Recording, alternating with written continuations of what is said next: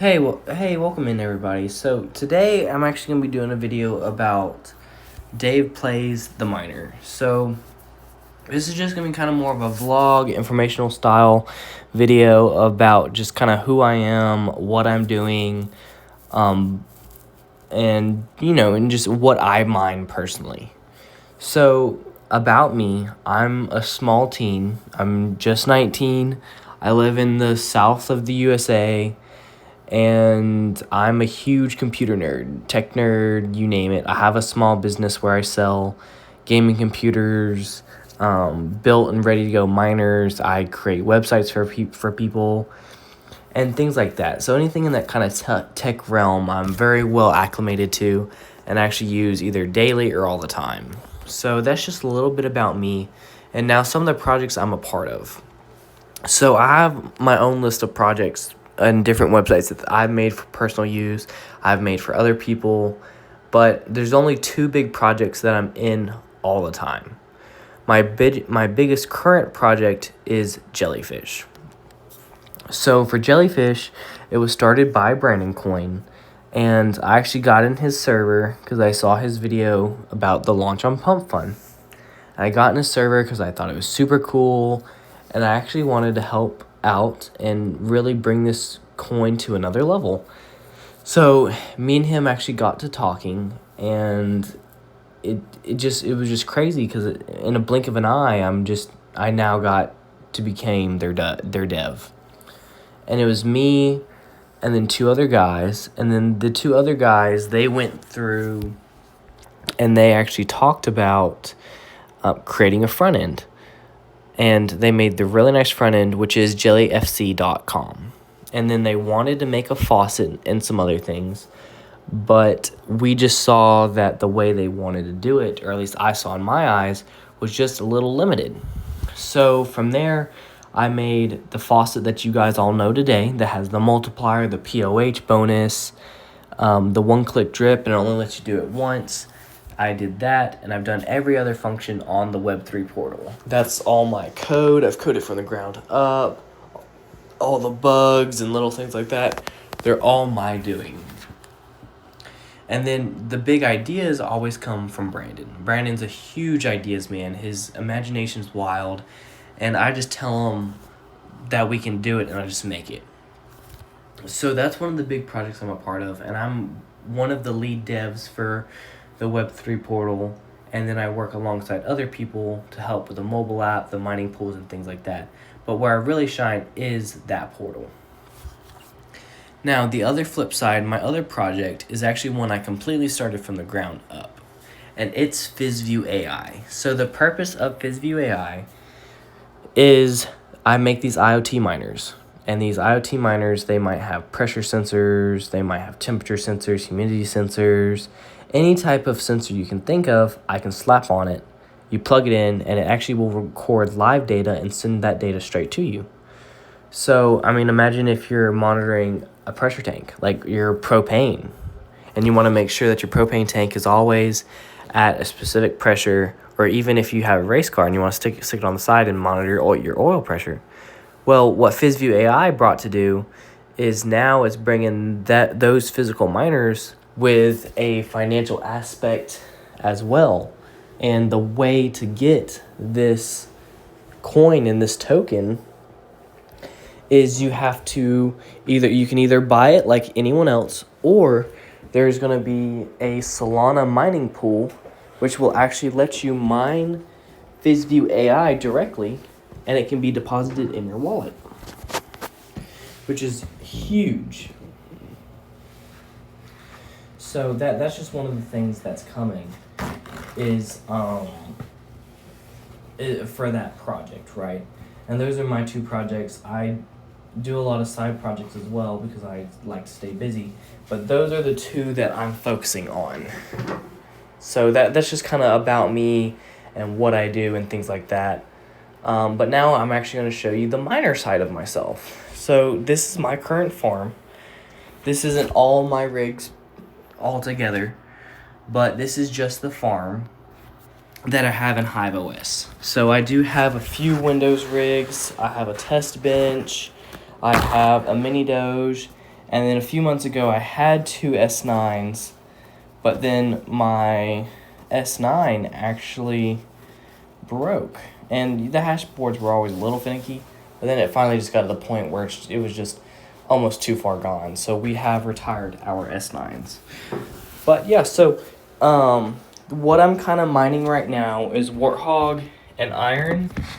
And every now and then I do try to get one of my big CPU rigs on Varus. And Varus is for the support for Dragon in Jelly FC. He has a pretty big phone mining farm, and he makes some really good hash rate on it. And every now and then to support, I'll just take someone's wallet from there and just mine to it, just to give it a little bit more hash. But right now I'm focusing on Wart and Iron. Now you do see it says I'm mining Zillus, but I'm not mining Zillus, and I'm actually mining Iron. So because of BZ Miner, and one of the tricks you have to do is put that you're mining Zillus and then just put in your Iron configs. So this consists of BC250s, some long servers, and it also consists of just normal gaming desktops shoved with a bunch of GPUs. So we'll actually go down the list. I'll talk about my experience with these and certain things that I would make note. It won't be a huge review, but just some few things that I deal with trying to mine with all these cards and everything. So this is one of my BC250s. It's a real simple BC250. This one personally is on Wi-Fi, and it doesn't give me a whole lot of issues compared to the rest. The other ones, they do like to randomly restart. If they do restart, they like to either have like a keyboard connected or a monitor connected. My luck with the BC250s aren't great. There's only like one HiveOS version that they actually like to be used with. They make okay hash. Like it says I'm getting 267 and then 26. But it's more closer to the 240s. My overclocks are 2000 on the core and 940 on the voltage. For that one, it's in a separate box with this one down here, the Twinenum L1. Those two are in the same box, and they never go over 80. I have the fan set up pretty good. I didn't have the fans designed for that box. The box I got from Legendary Crypto, I have two of those. I don't have the fans required, so I actually had to repurpose some server fans and create a shroud. And my shroud for that case specifically is really well done, but the other one isn't as well done, and that's kind of why you see that jump on the temperature on that one. But yeah, so that's kind of my luck with the BC250s. I'll go through these other ones real quick. So this is that other one I was talking about. It's got the same clocks on it pretty much. They do eat some power. It says 150 watts, but I'm pretty sure they're probably pulling closer to like 170. AMD always reports pretty low. And then this is from the other box. So this one I have at 2940, and it does kind of stay a little high on the temperature. And then these two, the L1 and R2, they're both on Ethernet, but they're still finicky. This one I have tuned down to 1600, because if I did bump both of them up to 2000, it just made that box really hot. And it's the 3-tier box, and it's not even maxed out, and they just like to stay hot with too much of an overclock with that fan setup I have. So, I mean, would I recommend a BC250? It's great to have if you're a tinkerer. It's great to eat. I mean, personally, getting the Legendary Crypto box, shoving 3 in with a decent fan, and then just putting it in like another room, like a closed closet, so you don't have to listen to it, in my opinion, is just great. I mean, they do work great as a little cluster. The gaming on Linux part's okay. I wasn't too thrilled. They do mine all types of different coins really well. So, I mean, just right now, Warthog and Iron being dual mined makes some really impressive numbers. I mean, we'll get to it later, but some of my other cards can only get like 20 mega hash solo just mining Iron, and it's doing dual right now, and it's at 26. So it's a really impressive device, and it is more useful than just Warthog as well. The algos is pretty impressive, but they're really finicky. A lot of people do like them with MMPOS, and they do work in Hive. But for me, I've had a lot more problems with those versus any of my other computers. My other computers, I can just like load up and they work. They're great until they have to restart. As soon as they have to restart, I just start having loads of problems with them, and then I have to manually touch them just to fix them. And then the whole setup in general, using the M.2 drives and everything, I don't know, it was just less to be desired. And then from the server aspect of the BC250s, they're mid at best. You only get, like in the current stock config, you only get 8 gigs of video RAM, and then you get 8 gigs of regular RAM. So you can host a small server on it, but you can't host anything crazy. But they're really cheap. So they're like $60 a piece. And as long as you can get like a power supply for it and a breakout board and a nice little box and fan for it, the box costs just as much as the device. So for 3 devices, you're looking at $180 plus another $60 plus the fan and then power supply and breakout board for a device that's pretty niche. So personally, if you're not getting them at a really good deal, or if you're not just really invested in Warthog and want something to play around with, I wouldn't go for them because they're just a lot more hassle than what people think. So some of my other rigs, this is one of my HP ProLiants. So this one here uses my 2060. I threw it in here because the displays don't work. So it claims 266, but the actual hash is a little bit lower. I just got 2,000 on the memory. These things are X5650 12 cores total. So I got 2 6-core CPUs in there, and they do pretty well. They definitely like to eat some power for sure. You can't see the stats here because of how it is, but I think the TDP on those chips are like 125, 150. So they definitely are power burners for sure. But they're really resourceful. They're really cheap. You can get a dual CPU board with them easily. But they are showing their age in things like Warthog and Varus. They do okay. I mean, it's nowhere near as good as a cell phone farm for sure. But no, they're just really nice in general, and I had them ran as servers, and I use virtualization and stuff on them. But they give me a few issues with Hive OS. But once you get them settled, I can restart them, etc., and they just work. So I did have some initial setup, but besides that initial setup, after you're done, they just work. I'm not super impressed with this is the BC 160 in this rig. I'm not crazy impressed with the hash I'm getting. I mean, 223 is what it's claiming, and then it's like, I think it's actually like 200. The BC 160 is a really powerful card, and it does really good on memory algorithms. But this rig here does not like to dual mine at all. And I don't know, it's just really weird because you're also saying it's at 17 watts. Like, I don't know, this card is just really, really finicky in this server. And as I said before, that server hates to dual mine. It will, and then it'll randomly stop, and I'll have a bunch of hiccups.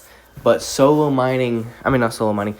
mining Iron, it can push out like nearly 50 mega hash per card. And in every other machine I've ever had that card in, it works extremely well.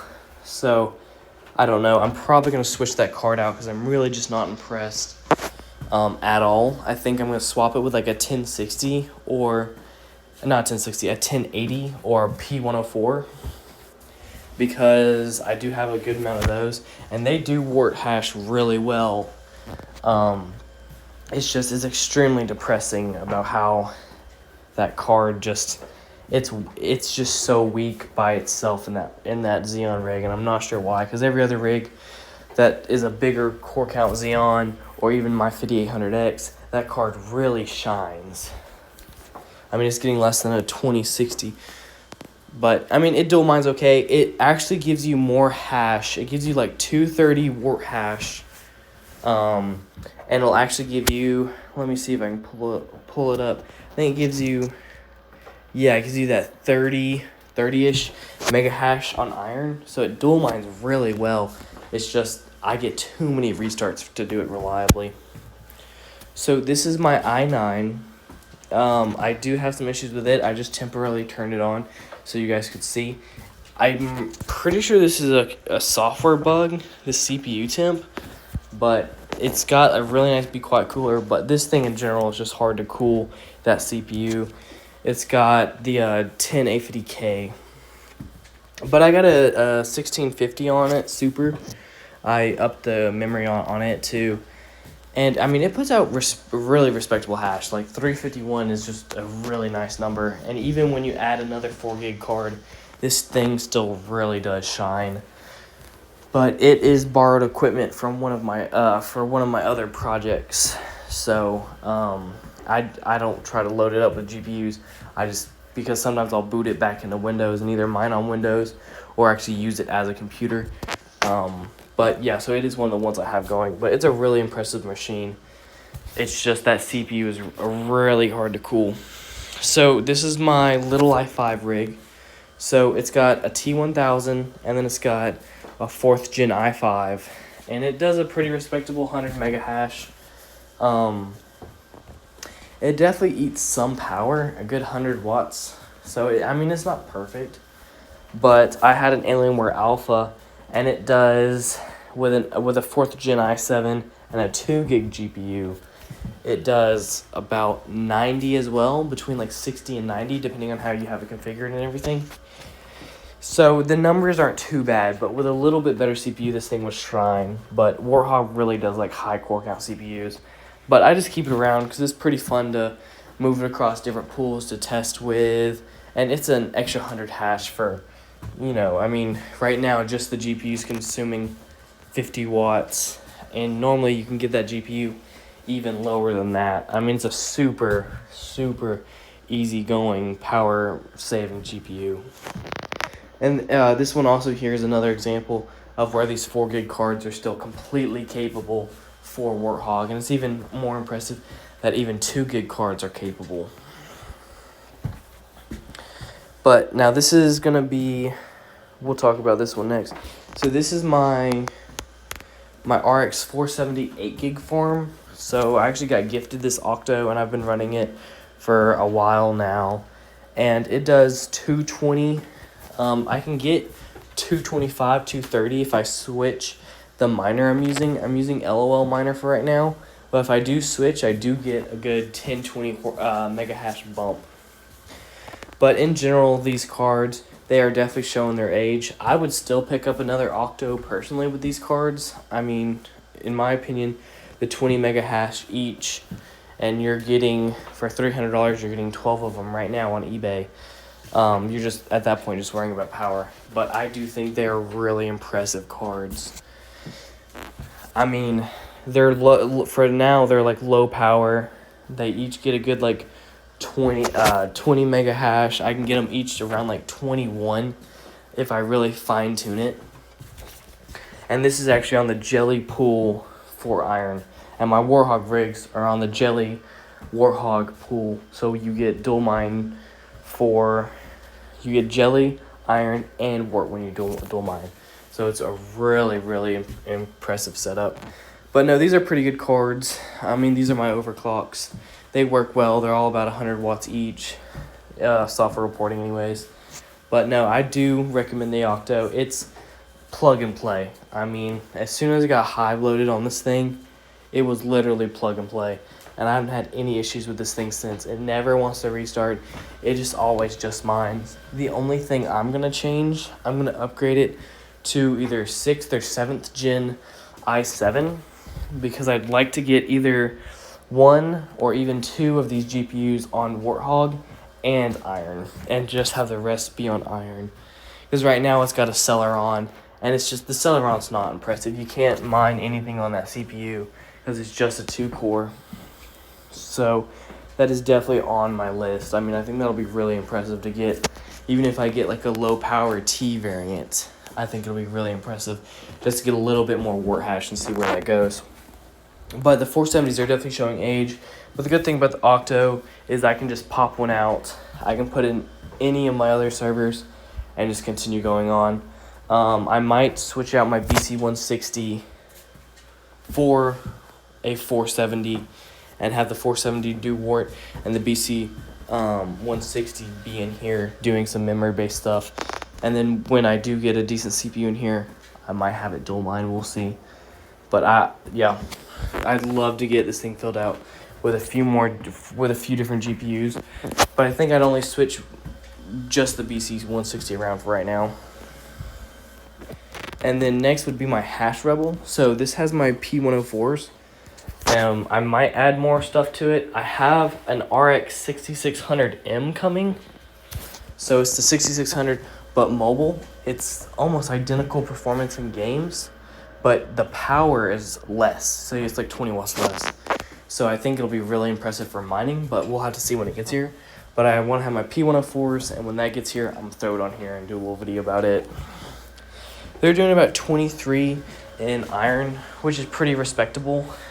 The mining variant does a little bit better than the regular 1080 one. At least in my testing, they have. I got 200, 450. But these cards in general, if they're on Warthog, they absolutely just slam crap for dual mining. You can get 5 mega hash of Iron, and then your Warthog hash drops a little bit too. So I'm not impressed with these cards or the 1080 for dual mining at all. I think it's an absolutely junk card for dual mining. But for things like Ergo, they're mid on Iron, but they're not too bad. And for Warthog, they really do shine. So that's my RevTech board I gotta continue filling out. And then here's all these. I was showing you that my BC150s, and this is one of my big hashing rigs. So this has a card that I'm about to do a video on, but it's the Radeon Pro V340L. So it's two 8 gig GPUs, and they're basically like 6600s. So they're doing Warthog on this one right now, but you can just see we're talking about 3 GPUs on a 14 core Xeon. Just pushing out in really impressive numbers. The V340 is hard to cool, but besides that, it's a super impressive card. I mean, you're pushing out 200 mega hash each, and when you get rid of the RX 6600, it still does some really impressive numbers too. You lose only like 50 mega hash, 50 to 80 mega hash when you take out that card. I just keep it in there for now because it's gonna be a sweet rig. The only thing I have with this one is that when I want to dual mine, this one does not like dual mine. And before I put the V340, it actually was dual mining with a 6600 and a 1080. But it wasn't until after I added the V340 that this thing just stopped wanting to dual mine. And I keep getting some CLI instance errors. I'm pretty sure I could reinstall some stuff and go again. But it's just really, it's worth the hassle. But at the same time, it's like a lot of extra work for some reason. So I'm not really impressed with it, but I am really impressed with the hash numbers. Bringing in 550 for just that one rig for 2 GPU slots being full, in my opinion, is really impressive. So this is my last machine. So this one's actually one of my more sad machines because this one does also bring insane hash. But it's because this cooler on the 5800X needs to be replaced. It's got the stock cooler on it right now, and it's just not powerful enough for that CPU at all. I mean, it's really not able to keep up, and it just hangs way too high. But it's got the V340 and the 1080, and they're doing iron right now. This GPU right here, since it's a dual GPU board, I need to make it cool a little bit better. So it's doing one really well, but it doesn't have tight enough tolerances with the fan to fully pull from front to back. So it's just one of the things I gotta fix. But I mean, in theory, when you got good cooling, 20 each, it's a little bit better than my RX 470s. But these cards here, the V340 does really good on Warthog, for sure. And they're just really cool cards in general because they're 8 gigs, and the card's only $50. So for a card that's pulling, 250 watts total, pretty much, because they're about 110 each, pretty much max. For $50, just having that in one slot with HBM2 is just really impressive.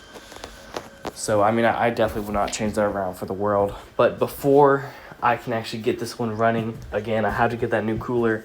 So right now I just have it mining iron. But no, this is a super sweet machine, and it does another like 500 mega hash too. So it's super impressive. But yeah, so that's just kind of me as meeting the miner, what I'm mining, what cards I have, the reason why. I mean, all these cards, they're under basically $100 if you shop right. My most expensive card is probably my RX 6600. I mean, that card new is $200, and even used, it's like $150 if you're lucky, on like eBay and things like that. And the RX 66M is only $100. And then my BC 160 I got for $100, and then all the P104s are like $50 a pop.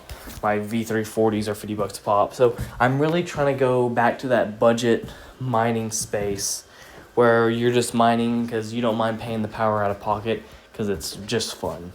So that's kind of what my whole mining stick is. But even then, I mean, with my V340s and some of the other stuff, the power is definitely pretty high. You can see my daily cost is $696 just from what it shows in Hive.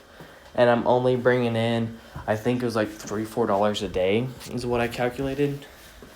So I'm definitely losing, but it's just one of those things where it's just endlessly fun. But yeah, so that's me. Dave plays out.